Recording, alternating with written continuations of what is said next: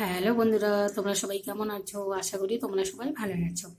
দেখুন, আমি এখানে নিয়ে নিয়েছি বাটা মাছ। বাটা মাছের ঝাল করবো আজকে। বাটা মাছটাকে লবণ হলুদ দিয়ে মেখে নিব। দিয়ে দিচ্ছি হলুদ গুঁড়ো,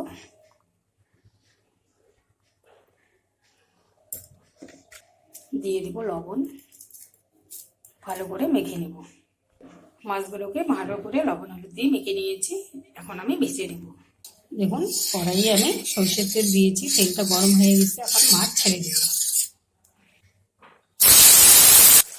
দেখুন, মাছগুলো আমি দিয়ে দিয়েছি, ভালো করে ভেজে নেব।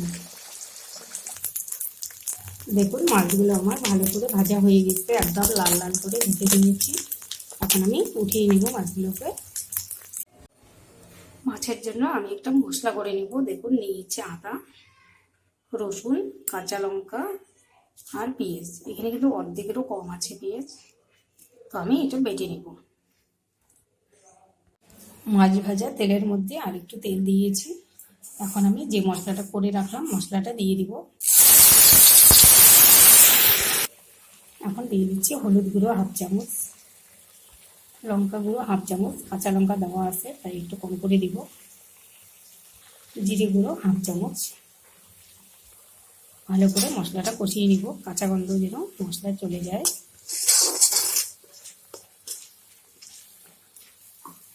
দেখুন, মশলাটা আমার ভালো করে কষিয়ে নেওয়া হয়ে গেছে। আমি এখন মিক্সির বাটি দিয়ে একটু দিয়ে দিব জল।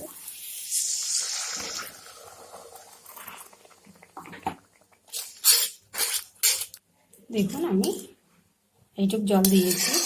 এখন জাল করে নিব ভালো করে। দেখুন, ঝোলটা আমার ভালো করে ফুটে গেছে। আমি এখন দিয়ে দিব লবণ পরিমাণ মতো। ঝোলটা ভালো করে ফুটে গেছে। এখন আমি দিয়ে দিব মাছগুলো, ভাজা মাছগুলো দিয়ে দিব।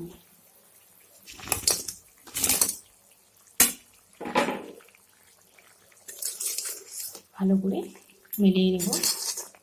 বন্ধুরা, আমার ভিডিওটি যদি আপনাদের ভালো লেগে থাকে প্লিজ লাইক কমেন্ট শেয়ার করবেন, সাবস্ক্রাইব করে আমার পাশে থাকবেন।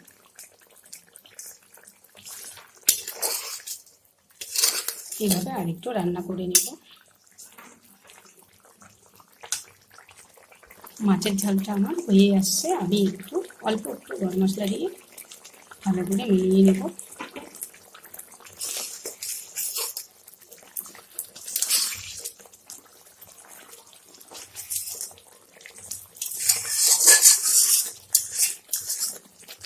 এখন আমি মাছের ঝালটা নামিয়ে নেব। দেখুন, মাছের ঝালটা আমি নামিয়ে নিয়েছি। বাটা মাছের ঝাল আমার একদম রেডি। কত সুন্দর লাগছে দেখতে। দেখুন, ভিডিওটি আজকে এই পর্যন্ত শেষ করছি বন্ধুরা। আবার কোনো নতুন ভিডিও নিয়ে দেখা হবে। টাটা বন্ধুরা।